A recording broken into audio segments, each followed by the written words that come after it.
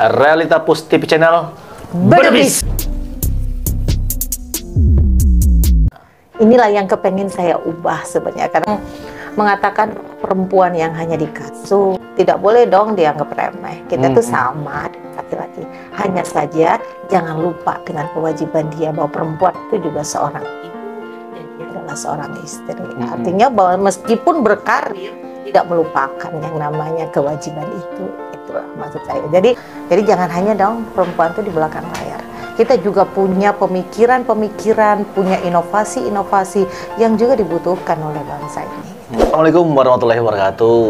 Halo adik sanak dimanapun Anda berada, kembali lagi di channel podcast kita, channel Realita Pus TV, channel yang memberikan informasi, edukasi, dan inspirasi. Nah, seperti biasa di program podcast bertandang kita hari ini, alhamdulillah kita bertandang di kantor bahasa Provinsi Bengkulu, dan alhamdulillah kita langsung diterima dengan luar biasa, disambut dengan meriah oleh kepala kantor bahasa.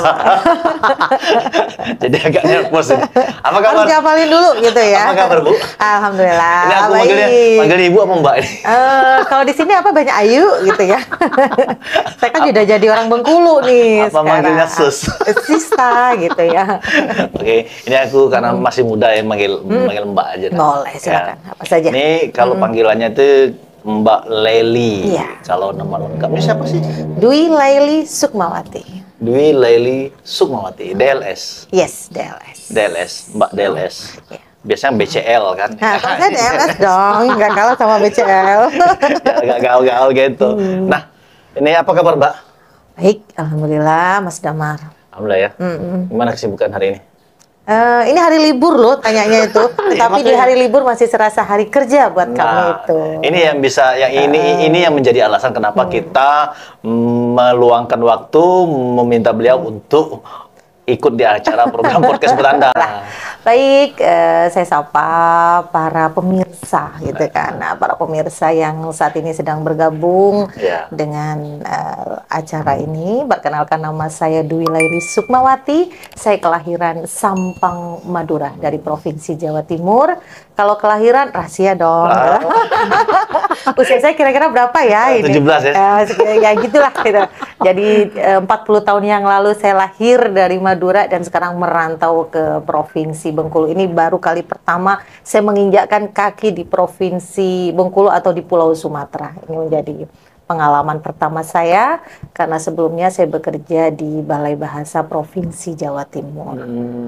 Begitu, Mas. Udah berapa lama? Udah berapa bulan sih? Kalau di sini saya terhitung per 1 Juni 2022. Jadi belum setahun nih, belum genap setahun ya. Saya di Bengkulu. Belum setahun tapi namanya udah kemana-mana.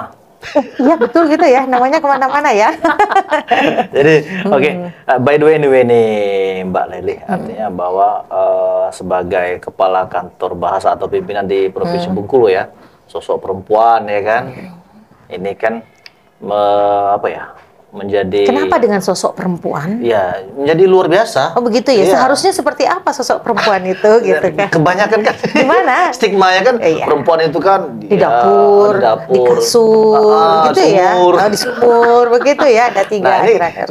ini bagaimana Mbak Leli melihat stigma itu? Inilah yang kepengen saya ubah sebenarnya, karena sudah Mindset. masalah, mindset ini pola pikir yang mengatakan perempuan yang hanya dikasuh. Tapi ada sekali kita balik ke agama kan ada hadis ya, bahwa perempuan itu memang nggak bisa jadi pemimpin ya. Betul. Artinya begini. Gimana itu? Bolehlah perempuan itu. Boleh minum ya? Itu nanti ya. Jadi perempuan itu setara, secara gender setara dengan laki-laki, gitu ya. Artinya kemampuan, kompetensinya tidak boleh dong dianggap remeh. Kita tuh sama dengan laki-laki. Hanya saja jangan lupa dengan kewajiban dia bahwa perempuan itu juga seorang ibu dan dia adalah seorang istri. Artinya bahwa meskipun berkarir tidak melupakan yang namanya kewajiban itu. Itulah maksud saya. Jadi saat ini tidak ada lagi tuh stigma-stigma bahwa perempuan itu tidak boleh nih meniti karir atau posisi laki-laki harus lebih tinggi dari perempuan. Tidak, sama saja. Sekarang faktanya ada menteri perempuan, ada presiden perempuan, ada pimpinan seperti sekarang juga perempuan. Bahkan sekarang perempuan mungkin juga banyak terlibat, jauh sudah juga mendukung kemajuan bangsa ini. Artinya untuk hal-hal inilah propor dari Bu Kartini ya, bahwa perempuan itu memang selayaknya harus memberikan dukungan, memberikan support atau mungkin juga turut menyukseskan. Jadi jangan hanya dong perempuan itu di belakang layar. Kita juga punya pemikiran-pemikiran, punya inovasi-inovasi yang juga dibutuhkan oleh bangsa ini. Nah, tapi pertanyaannya seberapa bisa kaum perempuan itu memanage waktu? Kan kadang-kadang ada yang kebablasan nih. Ya, sampai lupa kan gitu ya. Bahkan berantakan ya. Satu sisi artinya ada itu dampak dari plus minus. Ini bagaimana untuk memanage ini? Ini contohnya ke saya nih, soalnya ini saya kalau kata apalagi orang suami di mana? Di sana. Nah, makanya saya bilang kalau kata zaman now nu LDR-an kan gitu ya. Nah, tapi mana deh? Tapi yang namanya itu pasti semua ada resiko ya. Ada pilihan. Artinya apakah keluarga yang diutamakan atau karir yang diutamakan. Nah, itu adalah sebuah pilihan. ini pasti banyak dia rasakan para perempuan. Betul. Dan perempuan-perempuan di seluruh Indonesia yang saat ini sedang berkecimpung di dunia kerja pasti akan mengalami ini. Itu. Dan pasti akan ada yang dirugikan, ada yang dikorbankan. Nah, itu bagaimana? Nah, saat ini menyikapinya. Ya, untuk menyikapi itu karena sekarang sudah tidak ada ruang, tidak ada lagi jarak sebenarnya ketika kita sudah memanfaatkan dunia teknologi ini. Sama dengan seperti ini, saya tidak perlu datang satu persatu, itu tidak perlu, tetapi melalui tayangan seperti ini kita bisa melihat semuanya. Sama halnya dengan saya dengan keluarga nih, ya kan, keluarga tetap nomor satu meskipun mungkin raga saya di sini, tetapi hati saya, artinya peran saya yang mungkin tidak bisa secara langsung bersemuka dengan keluarga, tetapi bisa melalui media-media lain. Artinya apa, bahwa kasih sayang itu kan tidak harus kita berdekatan nih. Semakin jauh semakin rindu tuh kan sama keluarga gitu kan ya. Tetapi ada misi lain yang saya pikir mungkin saya ditugasi oleh pimpinan dari Badan Bahasa ke Bengkulu mulai Juni itu, saya mungkin dititipkan amanah. Sempat galau nggak menerima amanah itu? Galau itu sudah pasti dong, menangis itu udah pasti dong, karena melepas keluarga itu bukan hal yang mudah. Ya? Apalagi anak saya 2, ada yang masih kecil, SD kelas 6, ke SD kelas 2, yang masih membutuhkan seorang ibu. Itu kan, itu pergolakan batin yang sangat luar biasa. Namun seiring waktu, itu kan kita butuh pemahaman-pemahaman itu. Nah, bagaimana menjelaskan kepada si kecil. Kalau untuk suami, kebetulan suami itu mendukung. Artinya bahwa karir itu untuk demi kebaikan. Artinya ketika kita dititipi amanah, diberi kepercayaan, artinya bahwa saya saat ini dirasa mampu untuk melaksanakan itu. Dan saya sebagai ASN sudah bersumpah, ada kan sumpah ASN, bahwa siap ditempatkan dimanapun. Ini adalah janji seorang ASN, dan ada komit juga dari diri saya, senyampang kemampuan saya masih dibutuhkan, dan itu masih berdampak baik untuk orang lain, saya siap. Tetapi risikonya ada hal yang harus saya korbankan. Nah itu. Yang biasanya dilema. Dilema. Buat seorang perempuan itu dilema. Mungkin kalau bekerja di apalagi anak sendiri, yang masih kecil yang sangat membutuhkan itu, apalagi ibu, perhatian ibu. Nah ini luar biasa, ini pergolakan bagaimana seorang perempuan untuk membagi waktu dengan keluarga dan pekerjaan. Sementara di posisi ini saya adalah seorang pemimpin nih, saya seorang leader yang harus mengesampingkan masalah pribadi saat itu urusan pekerjaan. Jadi di jam-jam saya bekerja, maka harus fokus dengan pekerjaan. Tetapi tidak juga harus melupakan. Artinya sisi lain saya seorang ibu, saya tetap ngecek mereka. Bagaimana mereka, apa yang mereka makan, apa yang mereka kerjakan, tugas apa yang harus dilakukan, support apa yang harus saya berikan kepada mereka. Saya tetap memberikan dukungan itu. Jadi yang kecil nih, gara-gara saya pindah ke sini, yang kecil pindah tuh ke Madura, dia sama neneknya. Yang besar yang SMA sama ayahnya di Sidoarjo. Jadi besar nggak masalah ya. Yang kecil yang masih betul. Yang kecil yang masih sentuhan, dan itulah yang perlu perlakuan khusus. Artinya ketika saya di Bengkulu, saya juga tidak mengatakan bahwa saya pindah karena sebuah pekerjaan, tapi saya katakan kepada dia, Bunda lagi sekolah. Bunda lagi sekolah di Jakarta. Jadi memberikan artinya memberi pemahaman pelan-pelan, karena akan bikin anak itu shock ya. Yang biasanya nempel dengan ibu. Memilih kata-kata yang diksinya harus pasti. Benar. Bagaimana anak perlahan-lahan, akhirnya dia tahu sendiri tanpa dari saya. Akhirnya dia tahu, oh Bunda ini sekarang di Bengkulu ya, jadi kepala. Iya, kemarin Bunda habis sekolah tuh ternyata Bunda lulus, sementara Bunda di Bengkulu. Jadi nanti akan pindah lagi. Oh gitu. Jadi akhirnya dia tahu, oh sekarang Bunda di Bengkulu. Tetapi kalau di awal kita katakan, Bunda dia mungkin akan shock, akan kaget. Jadi pelan-pelan gitu lah. Jadi gitu bagi perempuan Bengkulu ya, bahwa ketika mengalami fase yang sama dengan Ibu Leli ini, fase yang cukup berat gitu artinya rasanya. bagaimana mengemas komunikasi di keluarga yang menyejukkan ya, meskipun itu berat sekali. Menjalani. Sampai sekarang juga pasti berat gitu kan. Masih berasa ya? Sangat berat, apalagi urusan anak itu nggak mungkin akan berhenti situ aja. Cuma karena dia sudah bisa memahami, ya kan. Sekarang sudah tahu rutinitas orang tuanya, jadi sudah bisa berkurang. Kalau dulu karena saya janji nih nanti bunda akan pulang, jadi akan selalu ditanya 1 bulan saya pulang. Kalau sekarang sudah bisa nih 2 bulan, 3 bulan sudah bisa. Berarti masih sempatkan pulang. Masih sempat. Berapa lama di situ biasanya? Karena izin seorang ASN kan tahu dong gitu kan maksimal berapa. Jadi perjalanan 2 hari yang tersisa hanyalah mungkin 3 hari di sana. Paling tidak bertemu. Tidak lagi kepada berapa lama, tetapi kualitasnya itu harus adalah sama. Luar biasa ini. Apa yang paling berkesan gitu ya? Selama ini? Apakah di Bengkulu? Apakah ada yang lebih berasa lagi perjuangannya? Karena perjuangan saya yang pertama itu baru dimulai dari Bengkulu nih. Ini adalah pengalaman pertama. Setelah saya 17 tahun dari Jawa Timur, dari kota metropolis ya, setelah Jakarta, kemudian saya pindah ke. Berarti ini paling jauh ya? Ini paling jauh dan baru pertama berpisah dengan keluarga juga. Jadi saya sampaikan pertama kali kalau kesan pertama begitu ya. Ini Bengkulu ya begitu ya. Yang biasanya kalau di Jawa Timur penuh dengan mal-mal gitu ya.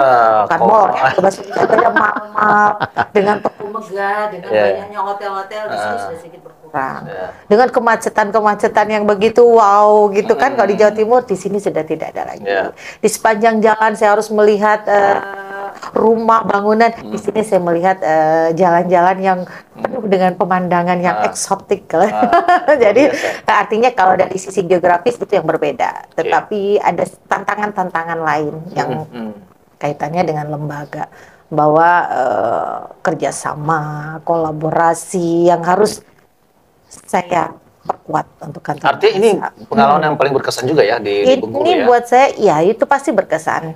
Karena ini pengalaman pertama. Otomatis. Nah, suka dukanya bagi seorang ASN perempuan yang meniti karir apa sih sebenarnya? Dukanya sebenarnya? Sebenarnya suka duka itu relatif sih ya. Kembali ke kita, bagaimana. Wong bahagia itu kita yang ciptakan. Susah itu juga kita yang ciptakan. Intinya bersyukur saja, ikhlaslah jalani semua, sehingga apapun yang kita alami itu ringan kita bawa. Tulus ya? Iya, kita anggap, kita nikmati, kita syukuri apapun itu. Endingnya nanti, pada akhirnya kita tahu bahwa akan ada hikmah di balik ini. Kita kan hanya menunggu itu. Saat ini kita jalani, kita nikmati, kita syukuri saja. Kalau mengeluh akan membuat semakin berat semuanya begitu. Jadi saya fokus itu.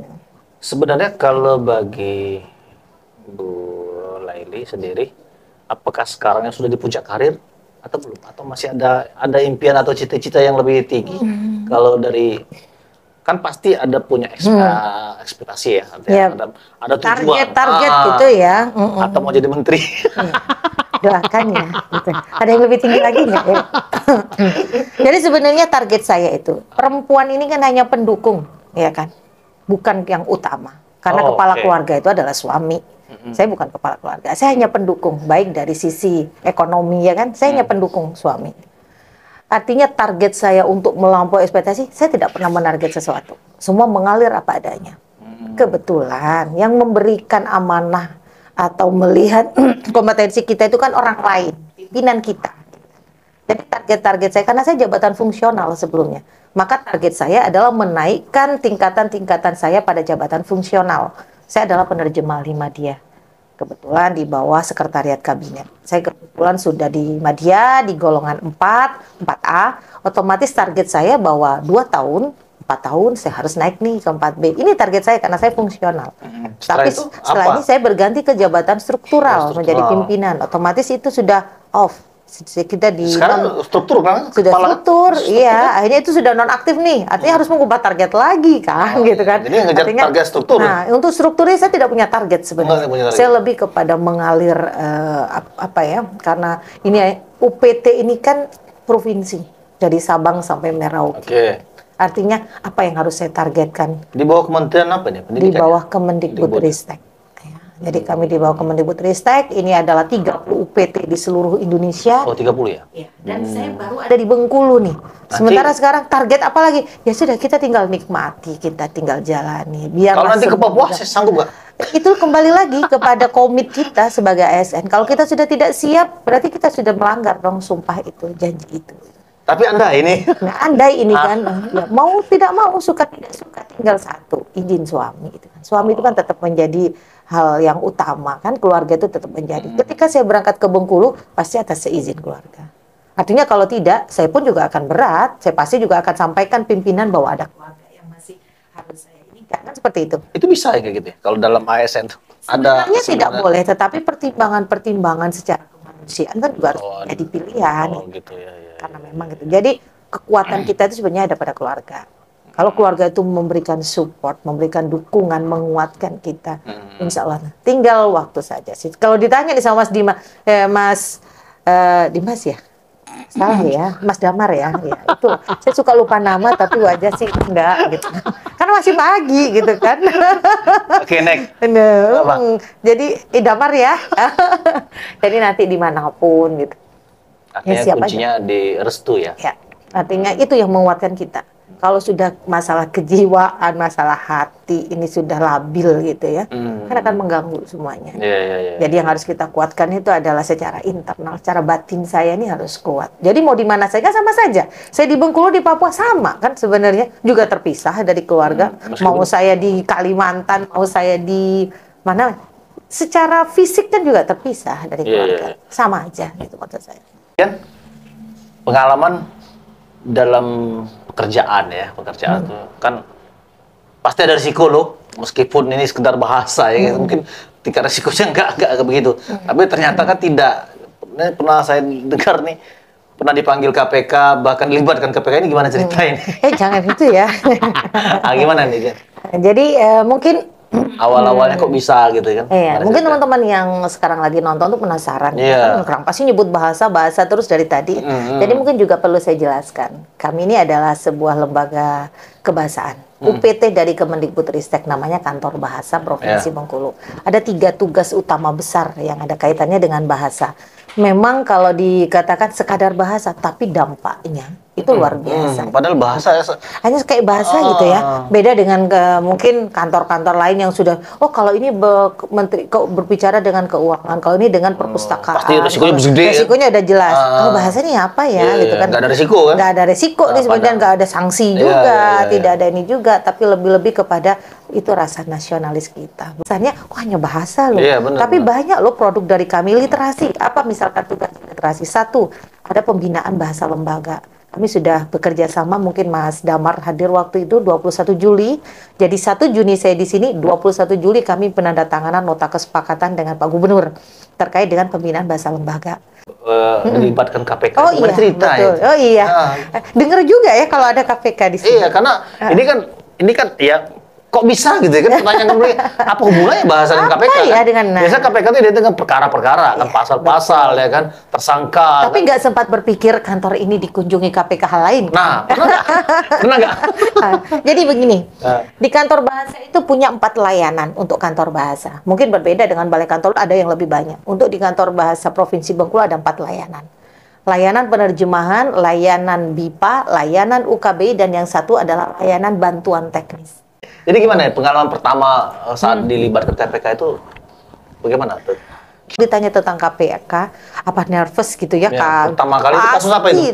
Kebetulan tentang korupsi. Perkara korupsi juga. Ada korupsi, kalau KPK ya pasti korupsi lah gitu kan ya. Artinya mentelaah ya bahasa-bahasa yang. Kebetulan gini kasusnya. Jadi yang pejabat ini, si pelaku ini menggunakan bahasa daerah dalam percakapan. Telepon itu ya. Rekaman sayang sadap itu ya. Hati-hati jadi berbijaklah juga di dalam. Makanya sebenarnya media ini emang bisa menerjemahkan bahasa daerah? Iya dong, saya kan orang daerah. Bahasa Bengkulu bisa nggak? Nah kalau Bengkulu mah awak nggak bisa. Artinya bahasa Madura ya? Sesuai kompetensi ya. Sesuai lisensinya bahasa apa? Kalau saya kebetulan latar belakang saya pendidikan bahasa Jerman. penutur jati saya bahasa Madura, kemampuan saya bahasa Indonesia karena saya di kantor bahasa itu kan. Jadi, artinya jadi bahasa apa? Bahasa yang dikuasai? Bahasa Indonesia udah pasti. Oh, pasti bahasa Jerman, kemudian bahasa Madura. Dan sekarang masih sedikit belajar bahasa Bengkulu. Nah, coba sapa-sapa pakai bahasa Jerman. Coba lihat. Pakai bahasa apa? Challenge Jerman. Bahasa Jerman. Ya, coba Guten Morgen. Ich heiße Lely. Ich wohne in Bengkulu. Ich bin 15 years old. Enggak beda bahasa Inggris? Anna, ich heiße Lely. Ich wohne in Sampang, Madura. Und jetzt bleibe ich in Bengkulu. Aktif ya? Kalau dibilang aktif sekarang sudah nggak ada lawannya sih, karena bahasa itu kan kebiasaan. Ketika bahasa itu dipakai terus menerus, akan fasih, akan aktif. Lancar kaji karena dulu. Iya, karena terbiasa gitu kan, maksudnya iya itu. Jadi bahasa itu kebiasaan, kalau udah nggak dipakai, yakinlah dia akan hilang dengan sendirinya. Tapi nggak hilang benar ya? Bukan nggak fase ya? Mungkin bisa hilang, tetapi ketika diklik lagi dia akan muncul, akan connect lagi karena ini bahasa gitu. Bahasa Madura. Kalau nyama Madura itu gimana ya? Kebetulan saya itu dulu pewarna Madura. Pewarna itu kalau bahasa kekiniannya presenter. Oh, presenter. Oke, coba kita lihat openingnya. Biasanya Mbak Lely ini opening program ini, coba. Kayak gimana gitu ya bahasa ya. Halo tantra saja, katipun apa kabarepon? Tepangki pole sarang Abdina Lely Sukma dalam acara Kabar Madura. Tretan tantona pada mereng katipun apa kabar Madura yang aremangken gak liputan selengkap. Tapi kok kayak bahasa Jawa ya? Emang bisa bahasa Jawa? Enggak gitu. Punten itu. Mana ada punten? Jadi, mana? Enggak ya? Enggak ada. Enggak ada Jawa-Jawanya sama sekali Madura itu. Tantaretan seteja katipun apa kabarepon? Enggak ada aja. Kabar itu memang dari kabar sih, tapi ini Madura versi Madura. Tepangki pole, salang Abdina, nah kan kayak 3 bahasa. Lumayan nih kalau keluar negeri bisa ke Jerman. Enggak nyas-nyas. Enggak ada yang nanya. Berapa orang? Kalau di kami adalah yang penerjemah. Kebetulan fungsionalnya belum ada. Fungsional penerjemah baru saya kan. Tetapi saya ada anak didik saya nih, teman-teman kantor bahasa yang ada di fungsional penerjemah. Ada komunitas guider nggak ada ya di Bengkulu ya? Kalau di mungkin lebih ke dinas pariwisata. Ya kan? Tapi nggak ada kerjasama apa ini penting juga nih sebenarnya sebagai bahas. Betul. Kebetulan kalau ditanya apakah saya kerjasama dengan yang lain, iya dong, kami kerjasama. Buktinya kami mau kerjasama dengan Disnaker. Di tahun ini kami akan datang ke perusahaan-perusahaan asing untuk mengenalkan bahasa Indonesia. Untuk mengenalkan TOEFL bahasa Indonesia. Agar apa? Orang asing yang datang ke sini harus tahu dong. Kita keluar wajib kok TOEFL, berarti dia ke sini harus tahu dong UKBI kan. Nah, itu. Kayak ini gitu. ilmu baru juga nih. Jadi orang luar negeri itu harus juga UKBI dong, UKBI, gitu ya harus wajib ya. Kata wajib ini regulasi dari pemerintah. Sudah ada ya belum? kan? Nah, regulasi ini belum ada, sehingga kamilah yang harus menyosialisasikan dari Kemendikbud melalui Mas Menteri nih. Nah, ini ada sana mungkin udah tahu nih. Di PLTU tuh banyak itu orang Cina. Di mana tuh? Di PLTU. Nah, itu yang mau kami kunjungi. Ini lagi mau gandeng Pak Disnaker nih. Nah, kami mau ke sana di bulan-bulan ini. Kita akan lihat nanti di tayangan berikutnya kita akan lihat bagaimana sih gambaran pihak kantor bahasa melakukan sepak terjangnya gitu ya untuk menggembleng para turis-turis asal Cina yang jadi pekerja di PLTU Tulus Sepang. Kami itu kami tidak banyak itu, ada ratusan tuh kalau 500. Kemarin saya sempat tanya datanya sudah kami kantongi. Jadi 500 sekian. Itu ada tenaga-tenaga asing, pekerja-pekerja asing khususnya yang ada di Bengkulu. Tapi kami belum, karena kami ini bukan memberikan pelatihannya ya, artinya kursus itu tidak. Kami tidak boleh membuka kursus bahasa Indonesia. Tetapi kami memfasilitasi para APP BIPA atau perguruan tinggi atau pengajar BIPA yang mau mengajarkan kepada tenaga asing. Jadi kami memfasilitasi itu. Ada APP BIPA di sini, ada Prof. Arnono dari UNIP, kemudian ada Bu siapa itu yang ketua APP BIPA. Nah itu yang kami fasilitasi. Kemudian lembaga-lembaga BIPA yang ada di Bengkulu, kami fasilitasi. Sehingga ketika kayak kemarin ada orang Korsel ke sini, Korea Selatan, dia datang ke kantor bahasa karena melihat tayangan-tayangan kami, dia ingin belajar bahasa Indonesia. Kami katakan, kami tidak membuka kursus itu, tapi kami akan mengarahkan beliau ke lembaga yang sudah kami beri pelatihan. Oh iya. Kami arahkan dia ke UNI, kami arahkan dia ke lembaga BIPA yang sudah kami latih, kami arahkan kepada pengajar yang sudah kami berikan ilmunya. Karena kami tidak boleh membuka kursus, tapi kami justru memberi pelatihan kepada APP BIPA, pada para pengajarnya. Banyak kan? Kami dari KPK, pergi ke orang asing, pergi kemana-mana, itu kan tugas kami banyak, termasuk produk-produk kami. Jadi setelah orang asing, setelah kami ada produk-produk asing, produk-produk bahasa daerah yang di sini menghasilkan. Ini dicetak? Kalau dicetak, ini hanya dicetak mungkin tidak akan memenuhi kebutuhan di Bengkulu. Tetapi kami menyiapkan ini di laman kami yang bisa dibaca secara online, tapi secara kan daring. Nggak semua masyarakat bisa itu ya mengakses. Artinya produk kami ini kan gratis nih, tidak berbayar. Kami bagikan secara cuma-cuma. Syaratnya bagaimana? Satu, mereka mengirimkan surat permohonan ke kami. Kami individu atau lembaga atau boleh? Karena memang sifatnya tidak terlalu banyak nih ya. Kalau individu silakanlah baca secara daring nih melalui laman kami, karena kami sediakan dalam bentuk PDF. Kan susah, ya cetak aja sendiri gitu kan, karena ada nih PDF-nya di laman. Tetapi untuk komunitas, untuk lembaga, ya tinggal bersurat saja. Tinggal kami berikan. Anak bahasa daerah, bahasa Bengkulu, dialek Serawai, bahasa Indonesia. Nah nih, kan banyak nih, gitu kan. Ini tahun ini kita akan menerbitkan 20 lagi seperti ini. Yang kayak gini buku ceritanya berapa judul dibuat sekarang? Kalau cerita anaknya ada 3, kemudian cerita rakyatnya banyak. Ada mungkin sekitar 10-an cerita rakyat Bengkulu dan berbahasa daerah, karena kami pelestarian bahasa daerah. Jadi banyak memang. Ini juga ada kamus Rejang. Ada kamus Enggano. Jadi begitu pedulinya kami untuk bahasa daerah. Dan tahun ini kami adakan revitalisasi bahasa daerah di Provinsi Bengkulu. Ini untuk yang dialek Serawai. Nah, tapi kan ini kita agak bergeser dikit, Bang. Nah, ini dialognya agak panjang nih sebenarnya. Banyak kan gitu ya. Bisa 1 jam ini. Lebih kayaknya. Nah, ini terakhir ya, tantangan kan anak-anak sekarang kan dicukupi kemajuan teknologi, gadget segala macam, bagaimana terbahasa dan menyikapi, memberikan edukasi kepada anak-anak khusus sebagai orang tua untuk tidak lari dari dunianya dengan cerita. Nah, ini bagaimana tantangannya? Karena kan anak lebih cenderung hobi gadget, main game ketimbang baca. Ini fakta ini. Itu fakta. Tidak terbantahkan itu. Betul. Sekarang kan kepada orang tua, pantau dong anak-anak itu. Jadi yang dilihat itu kan ini sekarang sudah tidak lagi bersifat cetak, tapi di dunia daring itu banyak gitu. Tolonglah anak-anak itu dikenalkan dengan ini sehingga mereka tidak hanya bermain game ya, tidak hanya Karena aku lihat juga ini di lapangan tuh anak-anak tuh lebih cenderung nonton YouTube, dia channel-channel yang mainan anak-anak, misalnya channel-channel yang lucu-lucuan gitu kan. Iya. Artinya apa? Sekarang apakah penting juga arti mengedukasi dengan gaya-gaya visual? Betul. Ada cerita visual. Ya. Nah, ini itulah yang akhirnya menjadi tantangan kami. Jadi tidak hanya membatasi anak ke gadget, tetapi bagaimana kita masuk dalam dunianya. Nah, artinya membuat ceritanya juga menarik, mau mereka tuh melihat anak-anak juga mungkin. Dan iya, memang harus anak-anak. Sama seperti di sini. Ini kan perannya anak-anak kan lebih kepada fabel gitu kan, cerita anak. Kemudian sampai kami itu menciptakan ikon sekarang atau ini si bedu beruang madu, saya bilang itu milik kami sebagai ikon. Ada beruang madu. Ini menampilkan bahwa beruang madu itu asalnya dari Sumatera, khususnya yang ada di Bengkulu.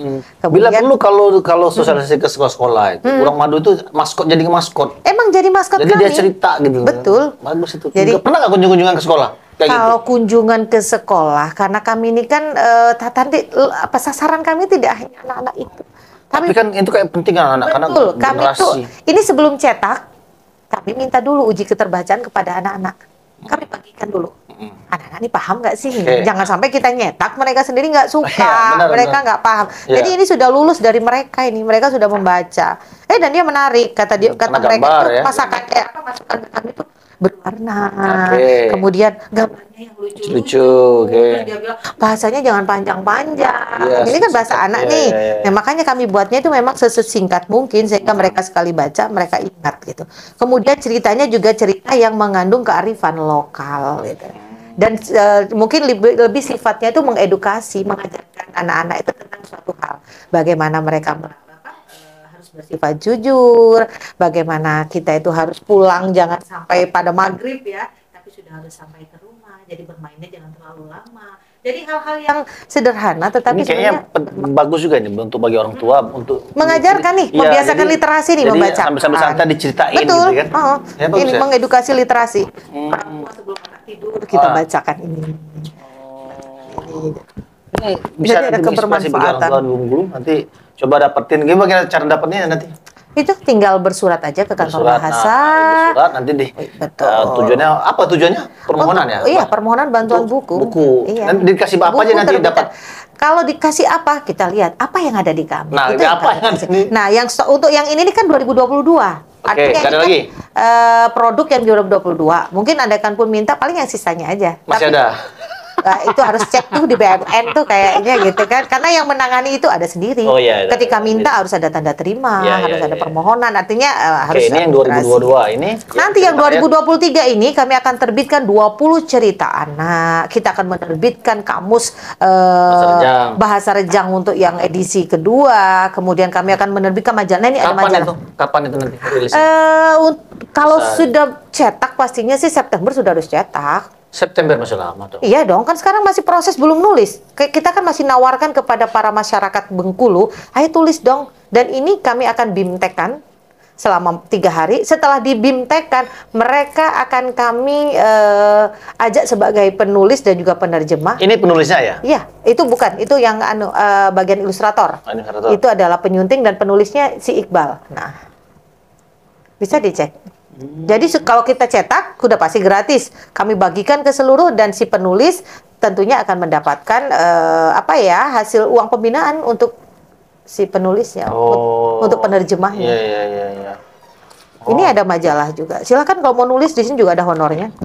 Siapa yang mau nulis di sini? Ini tentang apa? Ini karena ini adalah majalah ilmiah. Di sini nih ada puisi, Gitu. ada artikel. Nah, ada cerita. Daripada nganggur nih. Daripada ada mending pusing nulis di medsos ya, di akun Facebook mendingan nulis di sini. Tulis, kirim ke mana nih? Ada di Tulisannya. dalam. Kemudian ada laman kami, ada pos kami atau email. Kirim ke email kantor bahasa. Itu apa alamatnya? www emailnya Ada di dalam sini. Nah, karena ini ada redaksinya sendiri. Nah, ini ada di laman dan ada alamat pos-el. Nah, jadi nanti bisa dikirim ke alamat itu. jadi daripada pusing-pusing nulis sesuatu di medsos yang nggak bermanfaat, dengan nulis tentang apa aja ya? Apa ya biasanya? Di sini ada artikel, ada cerpen, ada puisi, ada resep makanan, ada wisata, ada artikel tentang umum. wisata. Boleh. Bisa dituangkan dalam bentuk tulisan, ya kan? Misalnya wisata Pakindan, wisata Pantai Panjang, atau makanan lepek Khas. binti, atau makanan kuitat, kan banyak tuh. Bisa dibuat tulisan, nanti kirim ke emailnya itu literabahasa@gmail.com. Atau bisa ke kantor bahasa kirim tulis nanti. Di situ jadi ada honornya, kan lumayan tuh. Iya, jadi lumayan itu. kalau diakumulasikan kan kalau banyak tulisan dan bisa lumayan dirilis. gitu kan kalau sampai berapa halaman, berapa ratus, lumayan ya. Iya, buat itu. nah kan artinya jadi passive income dan ilmunya juga bermanfaat bagi masyarakat. Tujuan untuk ini apa? Adalah untuk memunculkan ekonomi kreatif bagi masyarakat. Artinya apa? Bahwa menulis itu bisa menghasilkan Artinya cuan loh. litera bahasa ini majalah ya? Majalah Majalah ini akan populer. setiap cetak setahun 2 kali. Jadi 2 kali. Januari, Juli, Desember. Nah, ini dikomersilkan nggak? Ini dibagikan? Tidak. Semua yang di kami itu tidak Dibagikan. berbayar. Kami bagikan secara gratis. Kalau mau buka laman. Nah, jadi tulisan-tulisan yang ada di sana yang termuat dalam ini nanti bisa disaksikan banyak orang, artinya kan, dan bisa diakses baik dari buku maupun dari laman websitenya ya. Betul. Tuh, oke, kayaknya diskusi kita sudah cukup.